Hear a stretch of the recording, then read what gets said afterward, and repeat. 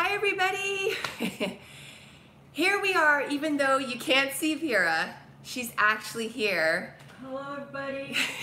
Okay, so what's happening today is our Vera is sick. She is so sick, but like the pro she is, the show must go on. Right, Vera? Exactly. You guys, she really was sick this week. It was bad. But she is... I'm not a subscriber. Oh, yeah, I am. But we are still here. So we thought what we would do today is she's going to be a part of the show, but from the couch. Okay, so Vera, Yeah. you know what I thought we would do is we would just jump on into the questions that we're going to discuss today. How does that sound? All right. Okay. Hi Jennifer. Aloha Roxanne. Okay, so you guys, we're going to jump in. And hopefully you will be able to hear Vera's voice from the couch. I'll talk loud. She'll talk loud for you. All right. So our first question. Oh no, it's okay. Okay. So our first question today is from Annie Knoll, and Annie Knoll is asking, I was wondering if you had an opinion on this. I've listened to a couple different YouTube mediums channel Michael Jackson.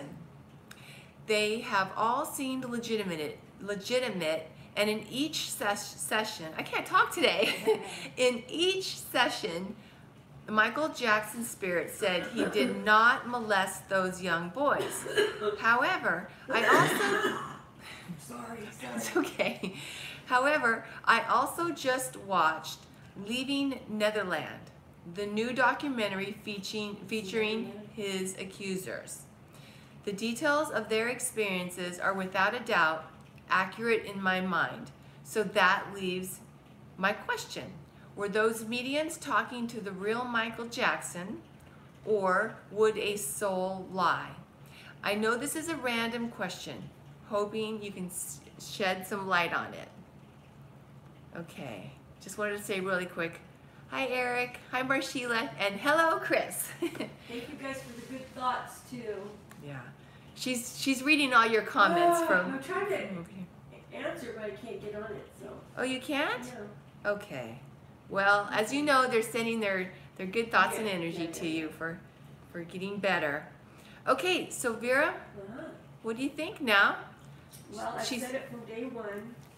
He did not molest any children, and I don't know who they're talking about, but he did not. He may be naive in the way that maybe other people would act at his age, but he didn't have a childhood. Not that that's an excuse either. Right, but he did not molest those kids. He didn't. I feel that way too. I mean, I'm just going with how I feel about a person. You know, you just get a feeling. Yeah.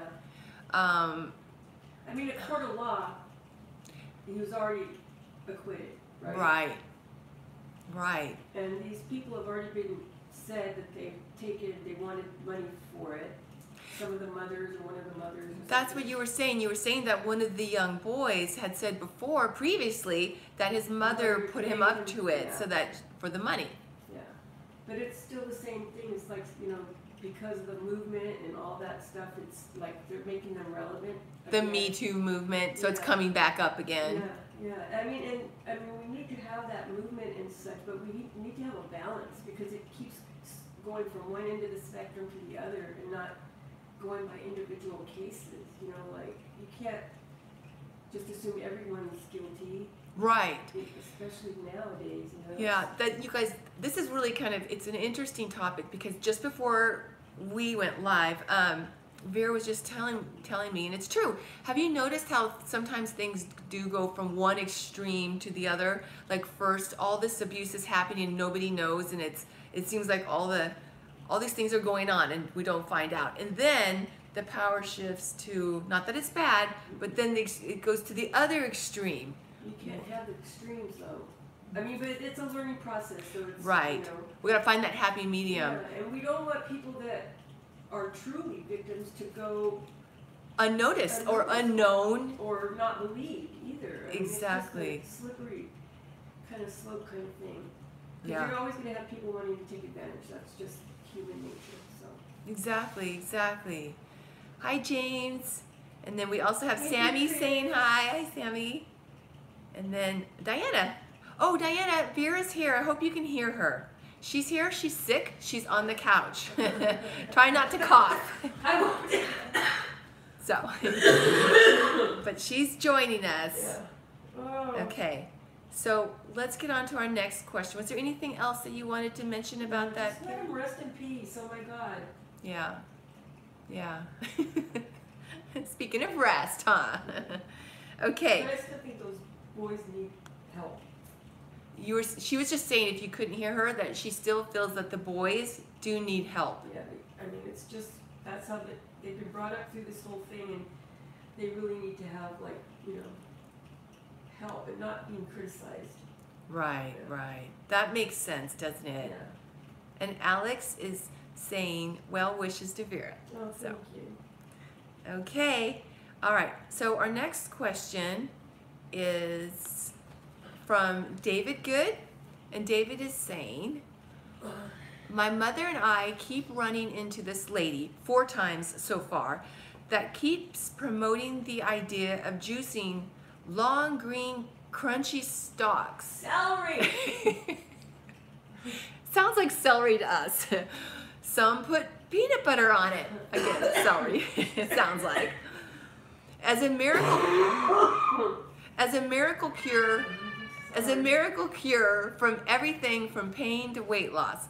I get the idea that the other side arranges these chance meetings, but my intuition is telling me to run the other way. So I'm confused. I don't want to mention the actual item as my Google searching indicates this is part of a very narrow and dedicated following, and I don't want to bring you any unneeded public grief. But he wants our input on it. So, you were saying, Go with your intuition. and I agree. That's always a good thing to rely on, is your gut feeling. What is your gut telling you? And a lot of times too, that's infusion. What? Chris, get Vera some celery. Yeah, I know. You're really miracle cure. Exactly. Oh, Diana's sending you lots of hugs and love too. Yeah. Okay. But yeah, go with your intuition. Definitely the other side does put messengers and messages and signs in our path to give us guidance, but still you got to go with your gut. Also to hone our own skills. Yes. You know? She was just saying, and to hone your own skills as well. That means your intuitive process, so then you go the other way. Exactly. Your intuitive process, and that's where that intuition. Oh, Jose, I tell him I love him. Oh, Jose. Oh, definitely. All right. He's giving you a big hug, sending you a big hug. Okay. Vera, are you ready for the next question? Yeah. Okay, here we go, you guys. Next question. All right. Our next question is from Elma.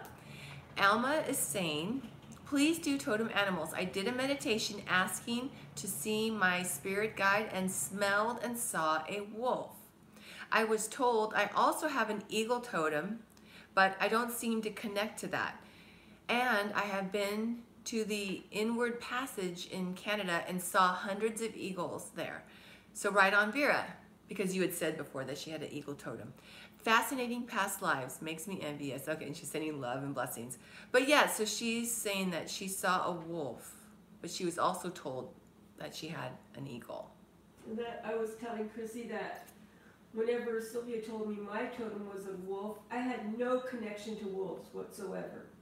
Mm-hmm. But we all tend to pick up totems from past lives and being on the other side and that kind of situation. So we have so many. But it's like you come in with a main one and then you pick some up along the way when you need that characteristic or that power that they have. Yeah, I couldn't agree more. And Sammy was commenting too that you can have many totems, and we agree because, like Vera was just saying, depending on what we're going through in our life too, we can pick up a totem that's specifically just for that situation. I know that when I was leaving a workplace that I had been at for a long time, I really needed clarity and to be able to see through the situation that was happening there, and like a lot of manipulation and things like that. And that's when my killer whale started to first come to me. And it was like the symbol of the killer whale was to have clarity at the time. But before that, I had the bear. So it depends on what situation that you can have an animal. Just like we have with angels, we can pick up angels and even spirit guides, which is really cool. Angus was telling us that depending on what we're going through in our life during that time, we can have someone on the other side who is an expert on that. Like say if our emotions are really heightened and we're like, let's say really emotional and having a really challenging time, we can have guides or angels specifically just for that. Same with totem animals. Okay, what am I missing? Okay, Sammy's saying I have wolves, lions, bears, and gators, and I feel connected to a particular one at a given time. Right now it's lions. When I was younger, it was wolves. Exactly. See, that's really cool because it wasn't until Vera and I started doing research, I didn't know before that we would have different totem animals throughout our life. I thought, like with our spirit guides, that we basically had one. And it's pretty interesting. One of the things too that we've learned from Angus too, I just wanted to share really quick, is that we have our spirit guide helping us, but then when we reach a certain level, then we have our master teachers on the other side that come in to kind of step forward. And our spirit guide's still there, but they almost kind of take a step back. So it's really interesting how whatever it is that we're going through, how our spirituality is evolving, then the other side is there to back us up, basically. Okay. Excellent. Oh, Alex, the only totem animals I have or feel like I have are cats and crows or ravens. Very cool. So it's really neat too, because it's whatever those animals symbolize to you too, or from a past life. Mm-hmm. And speaking of past, Cindy has that lion that walks around with her on the other side all the time. Have you told her that, or did she just hear? No, she knows that. She does that. Mm-hmm. Okay, that's cool. And Chris was saying that she always felt hers was a buck. Mm-hmm. Yeah, I love bucks too, and I love ravens and crows. Okay, so let's see. Next and last question, because we're going to make it kind of a short episode today for obvious reasons. All right, you ready for the last question, Vera? Yeah. This one's really cool, you guys. It's a birthmark question, and it's from Al. So Al is saying, hi, I was born with a strawberry mark under my left eye. Well, it didn't show at first, but then after a day or so, it was very prominent. It was first a purplish red, and then a bright red, pink for many years, and then it faded almost completely by the time I was 8. I was wondering if you had any information on this. Thanks. Okay. Vera? Yeah? I typed what you got on it. Can you just say it? Yeah, okay. I'm just going to tell you guys what, because we were talking about this right before we went live, and I typed down real quick what she said, and then you'll probably start remembering more, Vera. You said it was from a snake bite right under their eye, and they were remembering how the body could heal itself.